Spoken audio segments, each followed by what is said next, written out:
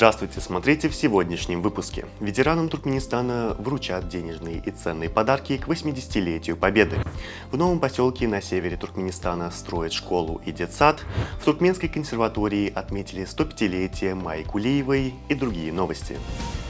Президент Туркменистана подписал указ о вручении ветеранам Великой Отечественной войны денежных подарков в размере 200 манатов и ценных подарков в честь 80-й годовщины Победы.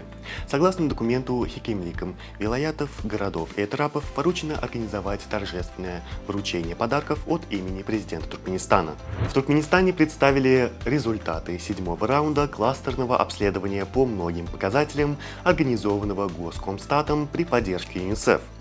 Обследование охватило более 6600 домохозяйств и представило важные данные о жизни детей и семей, включая новые индикаторы по гендерному равенству и недопущению дискриминации.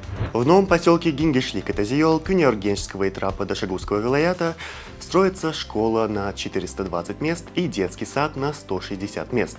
В учреждениях предусмотрены современные условия для обучения, творчества и всестороннего развития детей. 24-25 мая в Ашхабаде пройдет 24-я международная выставка и конференция «Белый город Ашхабад», приуроченная ко Дню города и организованная при поддержке ООН «Хабитат».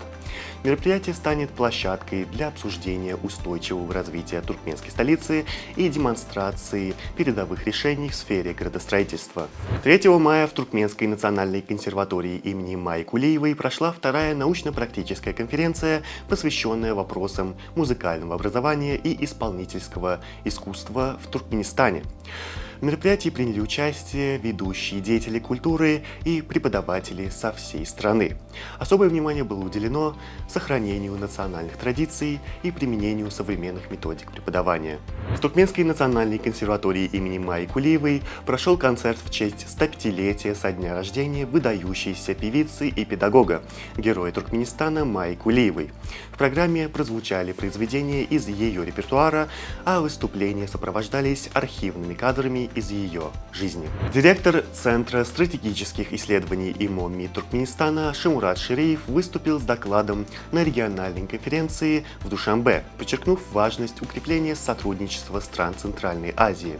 Он отметил ключевую роль консультативных встреч глав государств и инициативную позицию Туркменистана в продвижении устойчивых и мирных процессов в регионе. 10 мая в 18:00 в киноконцертном центре «Ватан» в Ашхабаде состоится торжественный концерт Победы, посвященный 80-летию Победы в Великой Отечественной войне.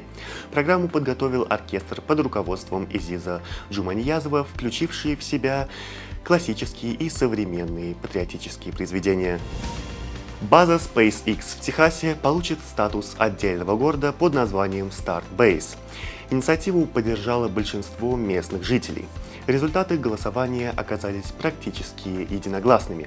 Из 177 подсчитанных бюллетеней только 4 были против. Новое исследование американских ученых выявило, что левши чаще достигают высших должностей и становятся миллиардерами благодаря нестандартному мышлению. Среди успешных примеров Билл Гейтс, Стив Джобс и Марк Цукерберг. Туркменский штангист Ислам Акмырадов завоевал серебряную медаль на юношеском чемпионате мира по тяжелой атлетике в Перу, набрав 316 кг в сумме двоеборья весовой категории до 96 кг.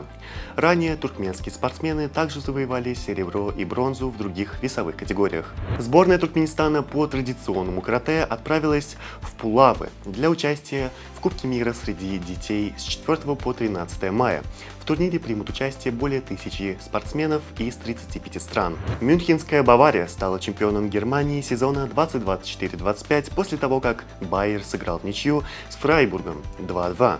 Это рекордный 34-й титул для мюнхенцев, а для Харри Кейна первый чемпионский титул в карьере. На сегодня это все. Желаю вам хорошего завершения дня. Увидимся завтра. И не забывайте, что Туркменпортал ваш самый надежный источник новостей.